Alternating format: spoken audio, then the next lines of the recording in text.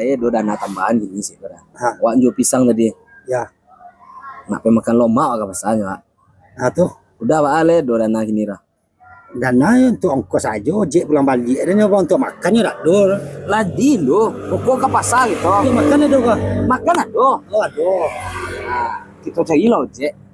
Bisa lah kira-kira kan awak nalai ke pasar juga nemu boto Itu dia berdua bojek kan tidak mungkin lah. Tak kekoi tak pengen kah? Kita kayak kok lah bagaya, tadi. Nah, baju gancak Pak tadi nih Pak.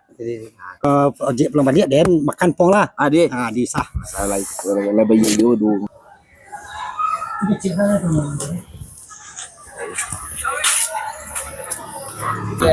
Apa nama bono roda wira nanda? Tabentu tabolikan cabi empat di den. Iko dia kami nunggu ojek ke kafe pasar dan ke Loma. Weh, pon. Nunggu deh tadi. Gua dolan dulu. Pak ojek. Wah nunggu atau lintau juga nya Pak. Tidak juga tiba-tiba.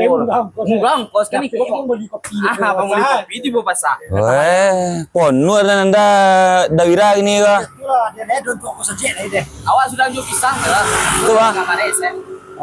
Tu ke pasar dah. Pasar mau ada deh. Awak lek ke pasar ya gini ka. Oh lain. Saya kami numpang lah. Ada pasar. Joto. Aduh tadi ni dah. Ai, tunggu dah wira asko. Biar aja poe. Jadi ya biarlah kami nenek. Jadi. Aduh juga lah kau. Aduh juga. 6 peri tu. Jotu. Kalau Jotu gagal. Itu gagal. Lah, itu tu rancak dia bagaya no. Umur nak gadi sama kan. Sangku gitu kan kayu juga kan. Ada je tu mewah.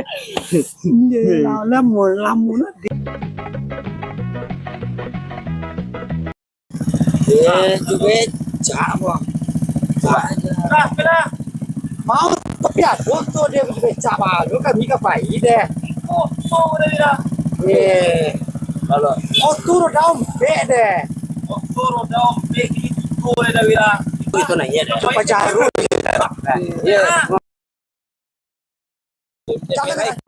Jangan.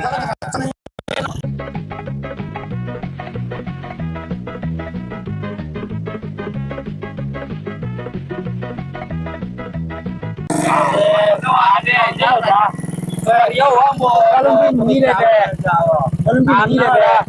Benar ada. Bantu.